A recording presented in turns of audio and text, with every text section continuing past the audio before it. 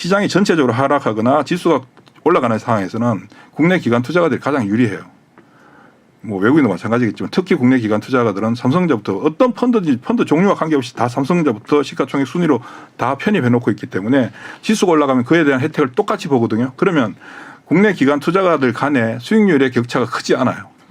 그러니까 누가 잘났고 누가 못났고가 아니라 대체적으로 비슷한 형태로 가게 되는데 지수를 지금처럼 딱 묶어놓고 시장은 돌려주는데 지수를 딱 묶어놓게 되면 어떤 상황이 발생하냐면 기관 투자가들 간의 수익률 격차가 막 발생하기 시작해요. 실력이 보인다는 이제부터는 거죠? 예를 들면 시장에서 핫하게 움직이는 종목들을 포트에 편입하고 있는 비중을 높게 갖고 있는 기관 투자가는 수익률이 굉장히 치고 가게 되고 그런 애들을 편입하지 못했던 애들은 낙후되거든요. 그런데 기관 투자가들은 매일매일 살얼음판 걷는 수익률 경쟁을 하거든요.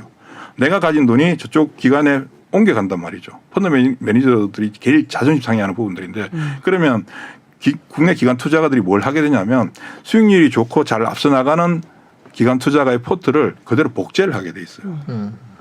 예를 들면 A라는 종목을 A라는 종목 혹은 A라는 집단이 시장에서 굉장히 강하게 움직여 주는데 이 집단을 편입하고 있는 기관 투자가의 수익률이 좋아지잖아요. 그러면 이걸 가지고 있지 못한 기관 투자가들은 얘를 따라가든가 비록 수익률 격차는 발생했지만 더 이상 발생하지 격차가 벌어지지 않기 위해서 따라가거나 아니면 그 대안인 다른 종목군을 찾아야 되거든요. 지금 현재 시장에서 나타나고 현상이 바로 그 대안을 찾는 작업들과 더불어서 추정하는 작업이 같이 복합적으로 발생하고 있어요. 그래서 지금부터는 지수가 움직이지 않으면 엄청나게 재미난 장이 만들어져요. 근데 개인 투자자들 입장에서는 굉장히 힘들죠. 어려운 거 아닌가요? 너무 힘들죠. 왜냐하면 이 특정한 종목군들이 움직일 때 특정한 한두 종목이 연속해서 계속해서 시세를 끌고 가는 상황이 만들어지게 될 때 이거는 끝자락에서 나타나는 현상이거든요. 이건 끝자락인데 지금 현재 그런 현상이 나왔다면 이 시장은 아까 서두에 말씀하신 것처럼 그냥 하락장이 기술적 반등에 불과해져요. 지금 시점에서 연속적으로 시세를 막 뽑으면서 막 집단적으로 옛날 2011년도 차화전 같은 그런 현상들이 만들어지면 시장은 단발성으로 끝나게 되는데 지금은 몇몇 개 종목군들이 계속해서 돌아가면서 순환매를 보여주고 있는데 여기서 재미난 게 뭐냐면 지난 6월 달에 시장이 급락할 때 급락하는 과정에서 가장 먼저 방어를 해줬던 게 제약바이오였거든요. 네. 제약바이오 같은 경우는 2020년 9월 달에 고점을 기록한 후에 물론 종목별로 차이는 있습니다만 대체적으로 개인 투자자들을 굉장히 힘들게 만들었던 대표적인 종목들이에요. 2020년 9월 달에. 코스피 지수 고점은 2021년 1월 달이었잖아요. 그 한 4, 5개월 동안 시차를 두고 제약바이오는 먼저 빠지기 시작했고 지수는 삼성전자가 2021년 1월 8일, 1월 11일 삼성전자가 막 8%씩 올라가고 LG전자 상한가 들어갔던 그때가 3,000포인트 정점 기록을 하고 밀리기 시작했는데 바이오는 그때부터 지금까지 계속 빠졌었거든요. 빠지다 지쳐가지고 막 12만 원 하던 게 뭐 2만 원 하고 있고 뭐 15만 원 하던 게 3만 원까지 내려오고 이런 어떤 종목들이 뭐 허다하게 많은 상황이었고 그런 종목들이 결국은 시장에서 개인 투자자분들이 뭐 신용 쓰신 분들은 이미 다 정리가 됐고 현금으로 들고 계신 분들도 지쳐서 정리가 되는 상황이 진행되다 보니까 지난 6월 달에 시장이 급락하는 구간에서 제약바이오가 빠지질 않았어요. 가장 먼저 자리를 잡아줬고 제약바이오의 특징이 뭐냐면 기업에 대한 불안성을 가지고 있잖아요. 사실 기업에 대한 믿음은 가지기가 좀 힘들어요. 저희들 같은 전문가가 아닌 사람들은. 의료계 쪽에 계신 분들이야 뭐 알겠지만 사실 여의도에 있는 펀드 매니저들도 바이오는 잘 모르잖아요. 대체적으로. 기업에 대한 어떤 불안감을 가지고 있기 때문에 배팅을 많이 할 수도 없고 특히나 국내 기관 투자가나 외국인들이 어느 정도 지분을 뭐 확보해서 끌고 갈 수 있는 그런 구조는 아니거든요. 그러니까 외국인들과 국내 기관들의 지분 비중이 굉장히 낮고 개인들의 비중이 높을 수밖에 없는데 그러다 보니까 변동성이 확대되는 거죠. 근데 이와 유사한 성격을 가진 업종이 전혀 동떨어졌지만 게임이 그래요. 게임도 그렇고 미디어 쪽도 그렇거든요. 게임 미디어가 그 제약바이오 게임 미디어는 전혀 다른 섹터인데도 불구하고 시장에서 거래하는 사람들은 동일한 사람들이 거래하는 대표적인 종목들이죠. 제약바이오가 변동성이 크듯이 게임 미디어도 변동성이 크거든요. 그리고 제약바이오도 외부에서 자금 조달해야지 기업을 존속하는 기업들이 많듯이 게임이나 미디어도 마찬가지죠. 투자를 계속 받아서 뭐 하나 터뜨리면 대박이 나는데 그게 안 되면 그렇군요. 성격이 비슷하네요. 성격은 비슷한데 바이오는 이제 그 수익을 내기까지가 이제 굉장히 오래 걸리는데 게임은 그래도 이제 계속된 출시와 그러니까 조금 사업 구조는 완전히 다른데 네. 성향은 다른데 주식 시장에서 네. 거래하는 시장에서. 사람들이 네. 제약바이오를 매매하는 사람들이 다른 종목보다 삼성전자를 매매하지 않고 네. 게임주를 매매를 스타일이 하는 게임과 비슷하구나. 미디어. 그러니까 변동성이 이렇게 큰 봐야 종목들. 되군요. 네, 변동성. 네. 변동성이 큰 종목들을 개인 투자자는 선호하게 되는데 변동성이 크다는 얘기는 아까 말씀드렸지만 외국인과 국내 기관들의 주식 보유 비중이 낮거든요. 낮으니까 개인들의 힘만으로 변동성이 확대되는 거죠. 그게 이제 그 성격이 제약바이오가 괜찮아지면 반드시 게임이 좋아져요. 게임 미디어가 연결되는데 지금 시장은 굉장히 재미난 현상이 뭐냐면 제약바이오로부터 시작된 가격의 모멘텀이 게임 미디어로 연결돼서 얘네들까지 계속 교차하면서 움직여주고 있거든요. 이것도 하나의 순환이에요. 그리고 지난번에 이제 미국 바이든 대통령의 그린 정책이 상하원 통과했잖아요. 네. 그게 3,690억 불이잖아요. 우리나라 돈으로 한 500조 정도 되는 이 게임으로 인해 가지고 전 세계 그린과 관련된 뭐 일단 태양광 풍력 우리나라에 또 원전이 움직이고 있고 네. 이들이 강력한 모멘텀을 가진 거잖아요. 사실은. 네. 그러니까 일단 시장은 가장 중요한 게 모멘텀인데 아까 말씀드렸지만 개인들의 그 리스크 그러니까 이미 오랫동안 고생하던 부분에서 벗어나서 새로운 어떤 동력을 찾는 데 있어서 제약바이오가 페이스메이커 역할을 시장에서 해줬고 그 뒤를 이어서 게임 미디어가 술이 이제 같이 교차하면서 움직여주는 시장의 하나의 축을 만들어주고 있는 상황이고 얘네들이 또 움직여주면 2차 전지나 로봇 관련 종목들도 같이 연동돼서 움직이는 현상들을 가지고 있어요. 거기다가 이 산업재 쪽에서 조선기계, 뭐 철강금속, 뭐 특히 이제 에너지 쪽, 화학 이쪽도 그린 정책과 관련해서 모멘텀을 가지고 있죠. 그러면 시장에서 어떤 형태가 만들어지냐면 삼성전자는 환율에 의해서 외국인들이 계속 누르고 있고 들어왔다 나갔다 하면서 그냥 유지만 시켜주고 있는 거죠. 삼성전자 지난번에 왔을 때 제가 더 이상 안 빠진다고 말씀드렸잖아요. 더 이상 안 빠지는 상황이거든요. 올라가지는 못하죠. 그냥 올라가지는 못하고 더 이상 안 빠진다는 얘기는 코스피 지수는 묶어놨다는 얘기고 묶어놓은 상태에서 조금 전에 말씀드렸지만 이런 모멘텀을 가진 종목들이 시장에서 움직이기 시작하면 개인들도 수익률의 격차가 발생할 수 있는 상황이지만 국내 기관들 특히 메이저 뭐 기관 투자가들 뭐 미래에셋이나 삼성투신 같은 경우는 제외하고 중소형 자산운용사들 조그만 투자 자문사들 같은 경우는 자금 이동이 빈번하게 나타나거든요. 자금 이동이. 그러면 수익률에 따라서 자금들이 왔다 갔다 하는 현상들이 만들어지기 때문에 기관들에 의한 그동안 2, 3년 동안 거의 바닥에 납작 엎드려 있던 기관들이 시장의 가장 중요한 매매 주체로서 역할을 하게 되는 상황이 시장에서 만들어졌어요. 그러니까 기관들이 삼성전자를 붙이면서 외국인들하고 싸워서 이길 수는 없잖아요. 국내 기관들이. 근데 국내 기관들이 외국인들이 덤비지 않는 영역에서 종목별 수익률 게임을 하는 거는 원래 제일 잘했던 거거든요. 그러니까 2011년도에 차화정이 만들어졌는데 최근에 재미난 게 태조 이방원이 만들어졌어요. 예, 저도 지금 태조 이방원이라는 설명을 좀 용어. 해주시죠. 그 태조 이방원이 만들어진 게 태양광이고 조선. 이는 2차 전지. 2차 전지. 방은 방산주. 예. 원은 원자력. 원전. 예. 이거를 누가 만드냐? 기관들이 만들거든요. 이거는 개인들이 만드는 게 아니고요. 그러니까 이게 등장한 배경이 그런 게 있군요. 그러니까 기관들이 이 부분들 가지고 밀어붙이는 거거든요. 그러면서 얘네들이 밀어붙이게 되면 삼성전자는 묶여 있더라도 시장에서 뭔가가 주도주가 이게 그동안 굉장히 빠른 순환매로 이제 연속적인 시세가 안 되죠. 따라가면 올리고 밑에 저가에서 하면 그다음날 올라가면 팔고 이런 매매가 이루어지는 시장에서 이 범위를 넘어서서 한 단계 레벨업되는 종목들이 실제 제일 먼저 어디서 나타나냐면 조선주에서 나타났거든요. 현대비 호조선 같은 경우 뭐 주가가 막 치고 가는 상황들 만들어지고 그다음 피팅 업체들이 나타나기 시작했어요. 성강밴드, 태광, 하이로코리아 같은 이 굉장히 기술력 전 세계에서 기술력 최고인 회사들이죠, 사실은.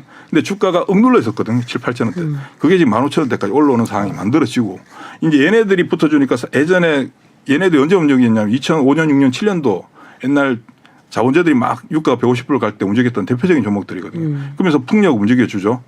그린 정책에 의해서. 그리고 어차피 그쪽으로 가는 거잖아요. 거기다가 최근에 OCI부터 시작해서 하나솔루션, 하나시스템즈 같은 태양광 종목들 움직이죠. 한국항공우주, 그다음에 LIG 넥스원, 그다음 하나 에어로 시스템 같은 방산주들도 움직여주죠. 얘네들을 누가 움직이냐? 얘는 기관들이 움직이는 거거든요.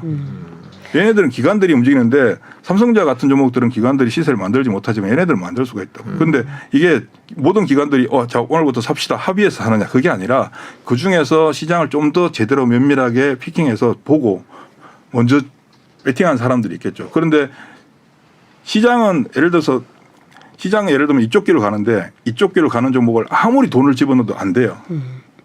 절대 안 되거든요. 그런데 가는 방향이 맞을 때는 조금만 부추겨주면 시세가 잘 만들어지는 시장이거든요. 그 시류를 탄 거죠. 그 시류가 맞아떨어지고 제일 앞서 나가는 게 2차 전지잖아요. 2차 전지는 누가 뭐래도 이제 가는 거고 이제는 뭐 어제는 조지 소로스 할아버지도 이제 테슬라에 편성했다고 리비안 정리하고 테슬라 왔다고 하잖아요. 그러니까 이제 그냥 가는 거거든요. 그 2차 전지가 제일 앞에서 끌어주고 뒤에서 산업재 쪽에서 그래도 좀 가벼운 애들이 움직여주는데 또 특히 이제 뭐 수소도 마찬가지고 수소 관련주들 관련된 소재들 만드는 뭐 효성첨단 소재, 효성화학 이런 종목들도 가볍잖아요. 툭툭 움직여주니까 시장 분위기가 지수는 안 움직이는데 시장은 안 좋다는데 폭락한다는데 웬걸 주가가 올라가는 종목들이 나오기 시작해요. 그러니까 기관들 간에도 이제 서로 빨리 들어가야 된다라는 게 하나의 합의점을 찾게 되는 거죠. 그렇게 만들어진 게 이제 태조 이방원이고 태조 이방원과 이제 같이 맥을 같이 하는 게 뭐냐면 조금 전에 말씀드렸던 얘네들은 기관들 중심인 거고 개인들은 제약 바이오 게임 미디어 쪽에 몰려 있는 거잖아요. 그럼 시장이 한쪽에서 되게 되면 시장 분위기가 개선되고 뭔가 이제 주식을 파는 게 문제가 아니라 빨리 사야 되겠다라고 하는 조급한 어떤 심리적인 부분을 부추기게 되면 한쪽에서는 게임 미디어가 한 축을 담당해서 움직여주고 그때는 태조 이방원 종목들은 주춤하겠죠. 그러다가 얘들이 또 올라오면 또 주춤할 때 얘들이 또 치고 가지고 이 과정 속에서 뭐가 또 뒷받침이 돼야 되냐면 기본적으로 실적 베이스로 한 종목들이 뒷받침이 시장에서 밑에서 백업을 딱 해줘야 되는데 실적이 가장 좋은 종목들은 사실 IT 하드웨어거든요. 반도체 소재 장비 부품주를 비롯해서 OLED나 그다음에 IT PCB 쪽 이런 애들이 밑에서 안정적으로 딱 만들어주면 위에서 굉장히 활개를 칠 수 있는 환경들이 만들어지는데 지금 오늘 시장이 오늘은 또 산업재들 뭐 태양광 풍력 애들 다 쉴 때 반도체가 탁 튀어버리잖아요. 삼성전자 하이닉스가 조금 움직여주니까 밑에 하이 카테고리에 있는 종목들이 집단적으로 움직여져요. 근데 집단적으로 움직여주는데 이 종목들은 개인들이 잘 못 들어가요. 왜냐하면 게임이나 게임 미디어 제약 바이오처럼 시세 연속성이 빵빵빵 나오고 장중에 막 탄력 있는 시세를 못 보여주는 이유가 이 종목들은 기본적으로 실적 베이스를 근간으로 하기 때문에 기관 투자가들 외국인들이 주식 비중 상당히 많이 가지고 있어요. 그래서 일정 수준 주가가 올라오면 그네들이 주가를 억누르겠죠. 그러니까 굉장히 안정적으로 탄탄하게 가져가는 한 축이 시장 밑에서 딱 받쳐주고 있고 그 받쳐주는 가운데서 이제 기관 투자가가 만든 태조 이방원이라고 하는 하나의 테마면 테마겠죠. 일종의 그게 시장의 주류로서 자리를 잡아가서 끌고 가줄 때 그러면 개인들도 같이 동참하게 되면 게임 미디어 같이 움직이죠. 그러니까 개인들과 기관 투자가들이 시장을 같이 밀어붙이는 상황으로 만들어지는 시장이 되는 겁니다. 그러면 지금부터 올 하반기까지는 지수가 삼성전자가 막 고공행진을 하는 일이 만들어지지 않는다면 시장은 정말 재밌어지는 것이고 만약에 갑자기 원달러율이 뭐 달러 약세 현상이 나타나고 원화 강세 현상이 나타나서 원달러율이 1200까지 논스톱으로 급전직하게 되고 외국인들이 들어오게 되면 이런 환경들은 제한적이겠죠. 그럼 시장은 삼성전자가 가면서 지수가 가느냐 아니면 삼성전자 묶어놓고 지수는 가만히 있으면서 시장 내에서 굉장히 다양한 종목들이 치고 가는 현상들이 만들어지느냐 이 게임인데 후자일 가능성이 굉장히 높습니다. 지금 이걸 좀 너무 이제 뭐한 엄청나게 많은 얘기를 한꺼번에 해주셔가지고 조금 태조 이방원부터 조금 짚어보죠. 그러니까 일단 이 아까 차화정에 비유하셨는데 이런 식으로 주도주 어떤 세력에 의해서건 이렇게 나오는 시장은 어떤 걸 의미하는 거예요? 이런 시장은 그러면 이 시장 그럼 지금 개인들은 지금 대표님 말씀을 듣고 내가 지금 개인이 주도하는 게임이나 뭐 미디어를 갈지 아니면 늦게라도 기관이 지금 이렇게 힘을 모으고 있는 이쪽으로 하나에 갈지. 올인하면 안 되는 거죠. 어떤 게 될지 모르는 거니까 골고루 발을 담궈 놓는 그러니까 게 주도주가 등장하는 시장은 어떻게 분석할 수가 있어요? 주도주가 부상하는 것은 이제 시장이 이렇게 보통 일반적으로 우리가 만 원짜리 주식이 있어요. 주가가 평소에 뭐 제한적으로 잘 안 움직일 때 만 원짜리 주식이 11,000원 오거나 12,000원 가면 사람들이 되게 이익을 실현하게 되죠. 올랐으니까. 보통 10%에서 개인 투자자들이 가장 좋아하고 20% 정도 되면 막 적극적으로 팔고 싶어 하고 30%까지는 거의 못 가져가는데 30% 정도 수익이 나면 대박 났다라고 사실 생각하거든요. 그렇지만 그 시장의 중심 종목, 주도주와 중심 종목은 조금 다른데 시장의 중심 종목들이 형성되는 것은 그런 일반적인 생각을 하는 패턴을 벗어나는 시세를 보여줄 때 얘는 비싸다고 생각해서 주식을 팔면 빠져야 되는데 비싸다 생각해서 파는데 팔고 나서 안 빠지거나 더 올라버리는 현상들이 만들어지게 될 때 소위 말하는 멘붕에 빠지게 되는 거거든요. 그리고 내가 A라는 종목을 10,000원에 사서 12,000원에 대해서 너무 기분 좋다고 팔았어요. 보통 그러면 다시 11,000원 정도까지 빠지는 게 일반적인데 내가 12,000원에 팔았더니 12,000원 잠시 머물다가 13,000원 가더니 15,000원 가버리는 거죠. 그러면 이 투자자분은 A라는 종목과는 영원히 안녕을 하게 되고 이제 B를 찾아가서 옮겨 다니게 되는데 이런 현상들이 연속적으로 발생하게 되면 발생하는 종목들이 확산되는 것이 아니라 점점 더 좁아지게 돼요. 그러니까 지난 7월 달은 전체가 회복하는 시장이었다면 제가 그때도 말씀드렸는데 그 이후에 종목들이 압축되고 탈락하는 종목들도 나오는 반면 시세가 강화되는 종목들이 나오는 어떤 국면이 만들어진데 이게 8월 달부터 시작된 상황이거든요. 지금 현재 시장에서 시세가 강화되는 종목들이 점점 윤곽을 드러내고 있는데 우리 시장에 있는 절대 다수 대부분의 분들은 너무 무서워하는 거죠. 저걸 그러니까 팔면 빠져야 되고 시장이 나빠져야 되는데 왜 올라가? 그리고 저거 더 올라가는 건 말이 안 돼라고 하잖아요. 말이 안 돼 하다가 전부 다 말이 된다고 이제 덤벼들거든요. 그 단계가 주가 2배 이상 올라가면 그런 현상들이 만들어지게 돼요. 지금 주식 10,000원에 사서 12,000원에 판 사람들 혹은 10,000원에 사서 손절한 사람들 15,000원 가면 미쳤다고 생각하거든요. 20,000원 가면 말도 안 되는 생각하는데 주가가 움직이는 패턴을 보면 1,000원짜리, 10,000원짜리, 100,000원짜리 똑같이 움직여요. 10,000원짜리가 12,000원 올라가면 주가가 못 올라가요. 이익을 실현하는 사람들이 나오기 때문에 거기서 주가가 다시 원점으로 돌아가든지 아니면 그 압박을 이겨내게 되면 13,000원 잠깐 넘다가 15,000원 금방 가거든요. 15,000원 가게 되면 저항을 상당히 많이 받아요. 저항 받고 15,000원에서 13,000원 사이로 왔다 갔다 하다가 그래서 딱 붙어버리면 20,000원까지 가거든요. 20,000원 가게 되면 사람들이 이제 10,000원짜리가 20,000원 됐으니까 비싸다고 생각해서 접근을 안 하는데 20,000원에서 접근을 안 하니까 어떻게 됩니까? 매도 대기자가 줄어든 거죠. 팔 사람들 별로 없거든요. 그럼 20,000원에서 자리 잡다가 딱 붙으면 30,000원을 가버려요. 30,000원 가고 나면 자 10,000원에서 20,000원 갈 땐 100% 올라야 되는데 20,000원에서 30,000원까지 50% 올라가면 돼요. 30,000원에서 40,000원은 30% 올라가면 되거든요. 그렇게 되면 나중에 어떻게 되냐면 10,000원짜리 50,000원 가고 나면 사람들이 50,000원짜리 사서 60,000원 갈 수 있다, 70,000원 갈 수 있다 이렇게 이제 접근을 하기 시작하는 거거든요. 수익률은 기대 수익률은 낮아지죠 계속. 낮아짐으로써 접근의 실현 가능성이 높다라고 생각하면서 그래서 10,000원짜리가 100,000원까지 가는 시세가 만들어지는데 물론 단기간에 만들어지진 않죠. 지금은 그런 어떤 과대한 어떤 기대를 작년 초에 했다가 무너지고 나서 1년 반 이상 사실 1년 반 동안 주가 엄청나게 빠진 거거든요 지금. 시장에서 시장을 압박하는 수많은 근원적인 이유들이 있지만 그 이유들로 인해서 주가 하락 비교해보면 주가는 더 많이 빠져 있는 상태인데 그 이유들로 인해서 주가가 더 빠질 거다라고 사람들이 공포감을 가지고 있고 두려워하기 때문에 주식을 사러 못 들어오고 있는 것이고 못 들어오는 걸 떠나서 더 팔고 있는 거잖아요. 그러다 보니까 시장은 점점 더 가벼워지는 거거든요. 이게 강세장으로 발전할지 안 할지는 아무도 알 수 없는데 우리 경기를 볼 때 경기가 좋아질 땐 주가가 먼저 올라가거든요. 주가가 올라가면 경기가 좋아지는 이유가 우리 기본 소득으로 과소비를 하지 않잖아요. 그렇죠. 근데 이제 가처분 소득이 발생할 때 이제 소비 활동이 증가하게 되는 거거든요. 결국 가처분 소득이 가장 빨리 시장의 소비 시장으로 연결되는 게 주식 시장이고 주가가 올라가게 되면 결국은 가처분 소득에 의한 소비가 회복되고 그게 이제 경기를 밀어붙이면서 실제 경기가 나쁘더라도 주가가 먼저 올라야만이 경기가 좋아지는 것처럼 지금은 약세장 속에 나타난 일시적 반등이다라고 해석할 수는 있겠으나 이게 만약에 일시적 반등이 아니라 상승이 더 연결돼 버리면 사람들이 사고 전환을 해야 되겠죠. 나는 끝까지 안 좋다라고 끝까지 난 고집 부리다가 시장이 더 올라가는 부분들을 기회비용 상실. 그러니까 내가 실질적으로 주식을 사서 손해보는 고통보다 내가 살까 말까 망설이다가 안 산 주식이 더 올라가는 게 심리적 더 큰 고통을 가져다 주거든요. 그런 부분들에서 사람들이 회피하고자 덤벼들게 돼 있는 게 주식 시장인데 지금 현재 그런 분위기가 조금씩 나타나기 시작하고 있는 거죠. 개인 투자자 입장에서 생각을 해보면 지금까지 길게 설명해 주신 내용들이 좀 어려운 내용이잖아요. 아, 그래요? 판단하기도 힘들고. 아니, 그러니까 내용이 예를 들면 그러니까 제가 말씀드리는 거는 저기 대표님 말씀이 어렵다는 게 아니라 그 어느 주식을 선택하고 이게 올라가고 저게 기관이 끌고 뭐 이렇게 하나 선택하기가 힘들기 때문에 예전에는 다들 뭐 그냥 삼성전자 주식을 뭐 오래 갖고 있는다든지 아니면 뭐 지수에 투자해서 코덱스 뭐 200 이런 거를 산다든지 이런 얘기들이 있었잖아요. 지금 개인 투자자들 입장에서는 가장 어려운 시장이에요. 어떻게 하는 게 지혜로운가요? 그러니까 그 기관들 결정 마냥 따라갈 수는 없는 기관들도 거잖아요. 주식을 기관들은 주가가 올라가면 사게 돼 있어요.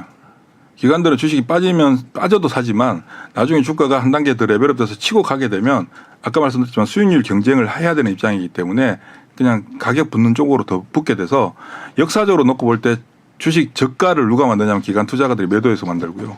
고가를 기관 투자가들이 매수해서 만들어요. 그러니까 최저가와 최고가는 기관 투자가들이 만들거든요. 개인들이 만드는 게 아니라.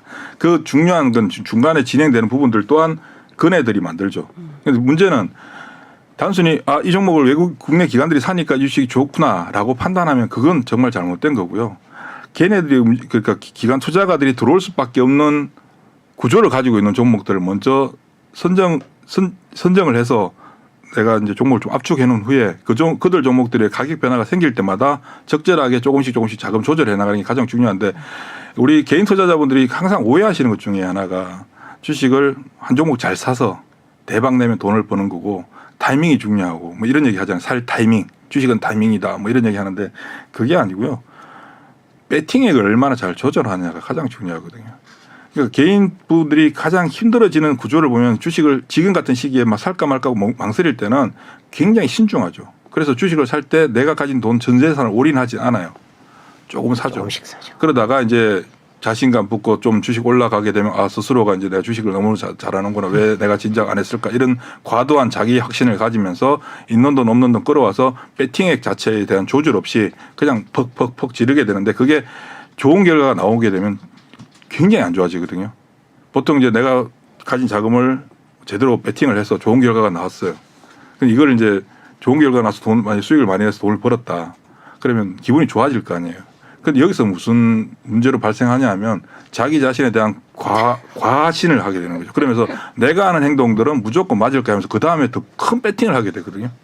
큰 배팅 해서 맞으면 좋은데 그래서 대부분 털리게 돼요. 그래서 벌 때는 작은 금액을 배팅해서 돈을 벌다가 큰 돈을 배팅하고 나서 조금만 손실이 나도 내가 작은 돈으로 벌었던 돈보다 훨씬 많은 돈을 잃어버리게 되죠. 그러면서 이제 본전을 찾아야 되겠다는 욕구만이 머릿속에 지배하다 보니까 결국은 이겨내지 못하고 지난 6월 같이 급락하는 상황이 만들어질 때 결국 시장의 이유를 찾고 주가 하락의 이유는 내가 잘못한 게 아니라 내가 손해본 건 내가 잘못한 게 아니라 어떤 이유 때문이다라고 그 이유를 찾으면서 손해를 보고 저축을 처분하게 돼 있죠. 그러니까 배팅액 조절을 얼마나 잘하느냐가 가장 중요한데 이거에 대한 훈련이 안 돼 있어요. 전혀 안 돼 있습니다. 사실은. 그래서 시장이 좋아지건 나빠지건 사실은 배팅액 조절만 잘해 나가면 뭐 그렇게 크게 큰 문제 없이 꾸준히 갈 수가 있거든요.